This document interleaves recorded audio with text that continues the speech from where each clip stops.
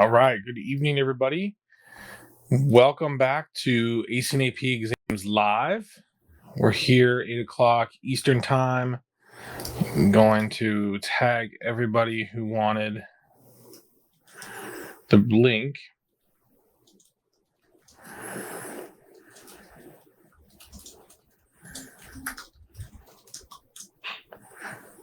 All right.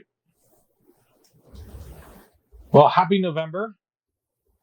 Can't believe it's already 2 months to go before the end of the year. And we are, let's see, we're a little over 20-some weeks, 22 weeks before the AP exams. They'll be here before you know it. And yeah, it's going to be very competitive this year. The scores increased last year significantly across the board. More kids were passing the AP exams, which makes that 4 and 5 even more valuable for students looking to get higher acceptance in college admissions and save more credits. So we're going to break down one of the most important things tonight. And before we get into that, I just want to again welcome our new families to the group. We are closing in on 5,000 members. I started this group back in 2022 in September. That fall, with 0 members, have built a community of parents who want to help their kids ace their AP exams, up to 5,000. So very grateful for that. Closing in on 5,000 members, and to date we've helped almost 500 students ace their AP exams, and we're looking to do up to 1,000 now. So hopefully you'll join us on that journey in one of the few ways that we have. Or one of the many ways we have, I should say. And tonight we're talking about one of the things that's going to be a constant right now on AP exams this year is multiple choice questions, MCQs. So some of you might know these from your child's frustration in class and how the MCQs don't necessarily align with what's being taught. But there are strategies. These MCQs involve critical thinking strategies. So tonight I want to break that all down. Once again, if you're new, welcome. My name is Dr. Joe Sebastian. I have a educational leadership degree and master's degree, doctorate and master's in educational leadership, a bachelor's in secondary education and social studies. But this is the Facebook group, Acing AP Exams, and we are live. And the tonight's topic, again, we're going to be mastering AP choice questions. So multiple choice questions can be tricky, and there's more to it than just picking the right answer.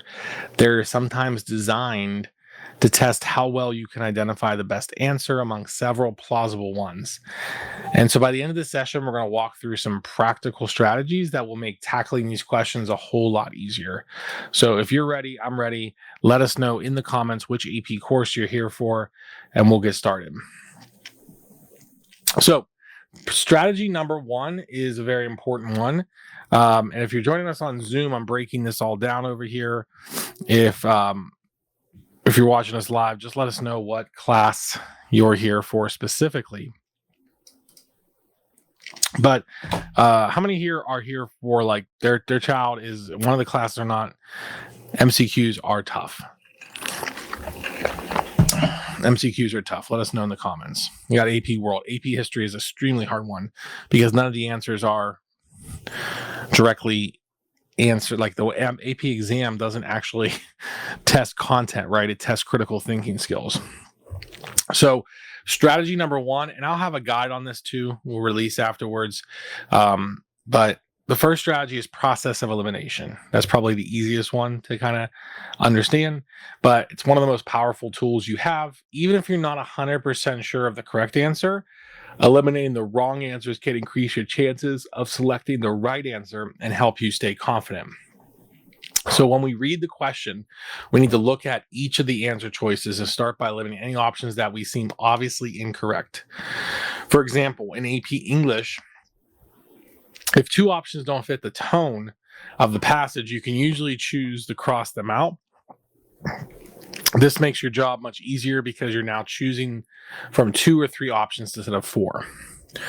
So let's walk through an example. So imagine the question reads, which of the following best explains the main purpose of the author's argument?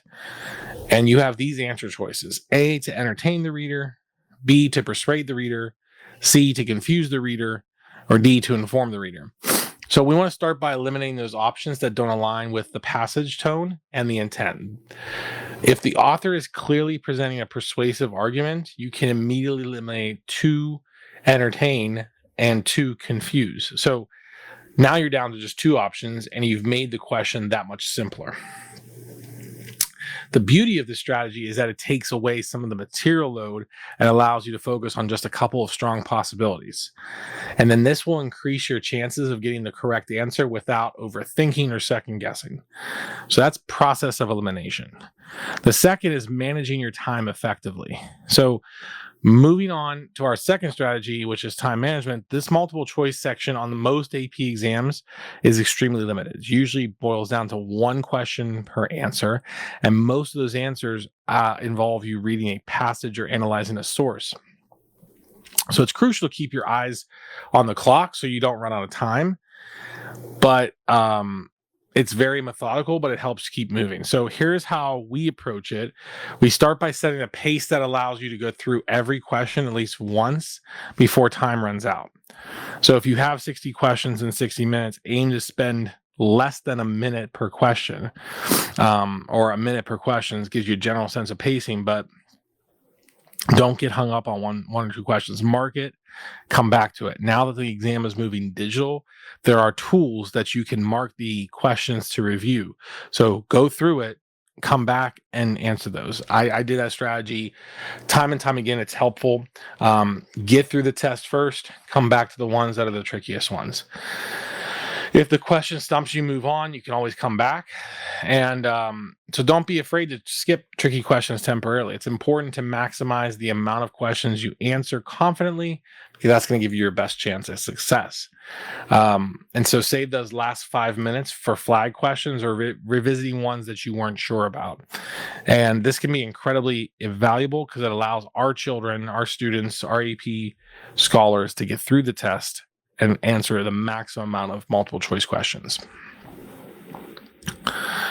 So the next strategy is we're going to talk about the understanding patterns and common types in multiple AP questions. AP exams are very notorious for including answer choices that look correct at first glance, but are actually there to trip you up. So knowing these traps, what they look like, can make a huge difference. For example, in AP history questions, so we have an AP World viewer. If we have anyone else, let us know. There might be answer choices that include dates or events that seem relevant but don't quite match the question's specific focus. These are designed to distract you. Another common trap is to use extreme language. Options that say always or never are often wrong because they're too absolute. AP exam writers love to include these as distractors. So here's an example from AP government. Let's say the question is asking about the power of Congress, and one of the choices is Congress has unlimited authority to make laws of any subject. Well, we know that's not true because Congress' power is limited by the Constitution. So watch out for those answers that are too extreme. It's very helpful to recognize patterns. For instance, if your answer choice simply restates information from the question without adding anything new, it's probably a distractor. The correct answers on the AP exams are typically those that show insight or that require to make a connection. So train yourself to look for these subtle clues. It's also about, like, this helps master the AP questions. So process of elimination, managing your time effectively, understanding patterns and common traps. So let me break down one, and I can share my screen here on the Zoom session for people that are joining me there. Let's pull up a review book here, Kindle.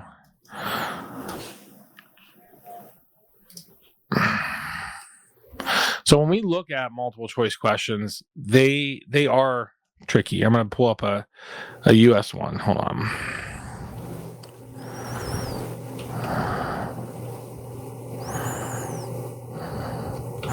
So I'm sharing my screen here on Zoom, so apologize for those that are joining us live on Facebook. But so the question reads in AP History. Oh, I just had it.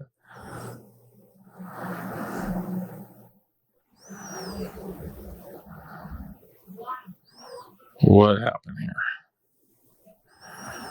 Sorry about that. I lost my place.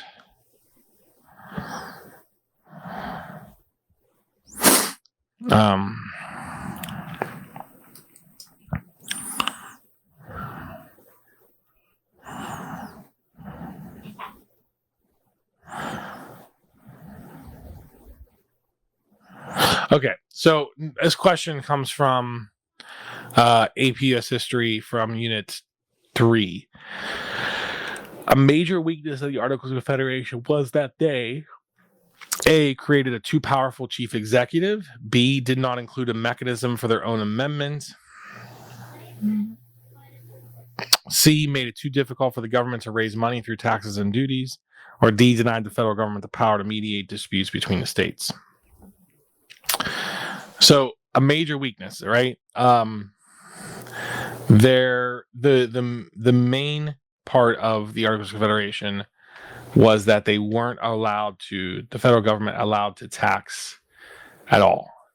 It was left to the states. So the most right answer is C. Now, to get to that, there are some very like answers. So created a two-power chief executive is out through process of elimination because there was no executive in the Articles of Confederation.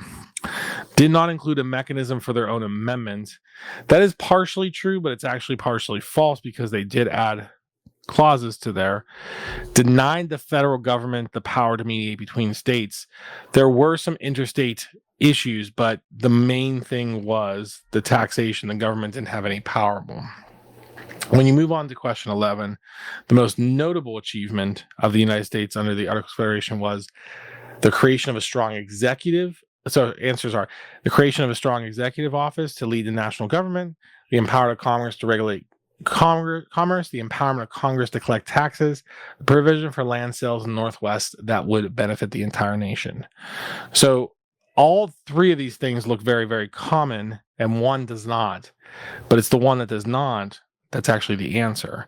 The most successful one was D, the provision of land sales for the Northwest that would benefit the entire nation. That was the Northwest Territory. So if you continue on this test, you see that there are passages that students have to read, and like questions like which of the following would have been most supportive of the excerpt above. So we have to infer who would support these strategies. So that often requires using prior knowledge and then eliminating answers.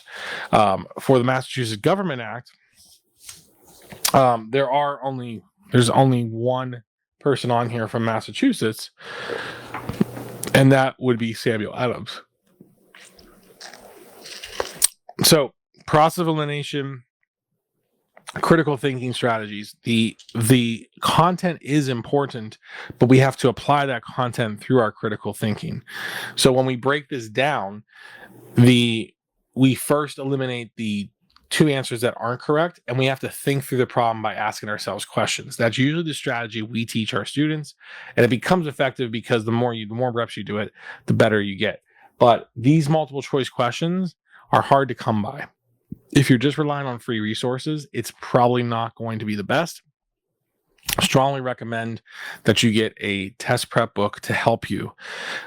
Princeton Review is a great one. We use it with all of our students. 5 Steps to a 5 is another good one. But we also have an AP Course Guru inside of our AP University that generates questions for students. So a quick recap, we covered 3 major strategies: process elimination, manage your time effectively, and understanding patterns to avoid common traps. I'll open up for questions. So if you drop any questions you might have in the chat, I can take any specifically relating to any of your AP classes. Go ahead and ask away. What are you seeing with your children? What are you curious about and getting help for with AP multiple choice questions?